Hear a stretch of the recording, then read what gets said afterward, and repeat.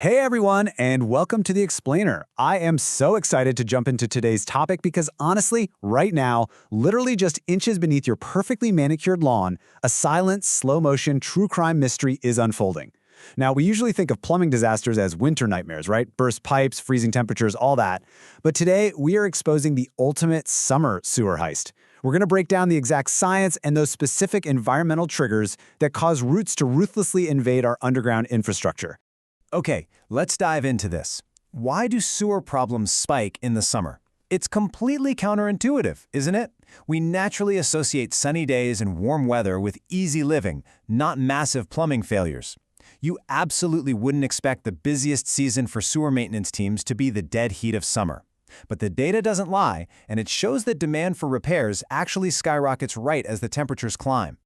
Well, here is the surprising antagonist of our story. The culprit isn't shifting tectonic plates, and it's definitely not freezing water. It's thirsty tree roots seeking moisture. You see, warmer soil, changing rainfall, and hyperactive plant growth all combine during the summer months, and this creates a literal perfect storm that actively draws tree roots directly toward the water flowing inside our sewer pipes. Which brings us to Section 1, the underground invasion, motive and opportunity. It's really a tale of two cities here. Above ground, we get to see the beautiful side of summer. Trees and shrubs are in their absolute peak growing season. They're thriving, and they're sucking up water like crazy to support all those new leaves and branches. But below ground, wow, it is a completely different story. It's a ruthless, invisible hunt. Because summer heat bakes the surrounding soil and dries it out unevenly, these actively expanding root tips are forced to aggressively hunt for moisture gradients. They are literally feeling their way through the pitch black, totally desperate for a reliable water source. Now, what's really interesting about this slide is this specific weather phenomenon called the pull and follow pattern. In a lot of regions, summer isn't just consistently hot, right? It brings these intense cycles of severe dry spells followed suddenly by massive heavy storms. During the dry spells, the roots crank up their search for water.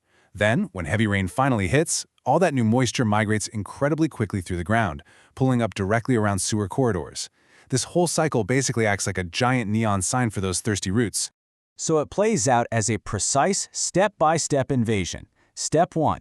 Drought conditions make the active roots incredibly thirsty. Step 2. Those heavy summer downpours push that much-needed moisture deep into the ground where it specifically pools around the loose soil encasing your sewer pipes.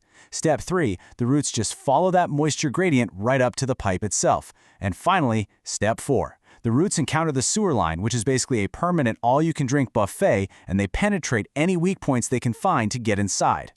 But how do they actually break into a solid pipe? Let's move to Section 2, the crime scene. Why old pipes fail. So the absolutely crucial point to understand here is that not all sewer lines are equally susceptible. Systems installed decades ago, they're sitting ducks. Over the years, pipes that were laid under unstable soil experience joint displacement and cracking. Even slightly corroded pipe interiors or poorly sealed connections become huge liabilities, because when a tiny, microscopic amount of water leaks out of those cracks, it creates a moisture trail. The roots follow that exact trail straight to the source, turning minor structural defects into wide-open front doors for root entry. And here's the worst part. Once they get inside, they don't just take a quick sip and leave. Nope, they move in permanently. Inside the pipe, these roots grow into incredibly dense, thick masses. Imagine a sprawling biological net just sitting inside your sewer line. As wastewater flows by, these root masses snag debris, toilet paper, waste, you name it, severely restricting the flow. And this restriction rapidly builds up pressure within the system, which inevitably leads to those nasty backups and overflows, especially during high-usage summer periods. Now that we know exactly how the heist happens, let's look at Section 3, red flags, spotting the warning signs. All right, these are the early distress signals you need to be watching out for in your own home. Are you noticing exceptionally slow drains? Do you hear weird gurgling sounds echoing from your pipes right after you flush? Are you constantly battling recurring clogs that just keep happening near one specific sink or shower? Or maybe you're even noticing patterns of backups on specific street segments in your neighborhood? Listen, these aren't just random annoyances, they are the glaring warning signs of a root invasion happening right beneath your feet. And honestly, this isn't just an individual homeowner headache. Municipal crews see this exact same phenomenon at a massive citywide level. Inspection data clearly notes that blockages tied to root-related buildup consistently rise during warmer months. It is a fully verified systemic issue that peaks at the exact moment when summer sewer conditions and aggressive vegetation activity perfectly align. So, how do we actually fight back? Let's get into Section 4, the defense strategy, stopping roots before they invade. And this brilliantly illustrates the mindset shift required to really protect your property. Sure, you've got temporary fixes, things like aggressively plunging the toilet again or pouring a whole bottle of harsh drain cleaner down the sink. But that is just a Band-Aid. The real long-term solution requires prompt attention to actually identify the true cause. You have to figure out if you're just dealing with a simple clog or if roots and pipe defects are actively destroying your plumbing. Ignoring the root cause just gives the plants more time to wreck the pipe. To truly defend your system, you want to take these actionable steps. First, prioritize targeted CCTV assessments. Sending a high-tech camera down there is literally the only way to know for sure what's going on in trouble spots. Second, go ahead and schedule professional cleanings ahead of those high-risk peak seasons to clear out any early buildup. Third, be smart about your yard and strictly maintain your landscaping boundaries. And finally, whatever you do, avoid planting large trees anywhere near your sewer easements.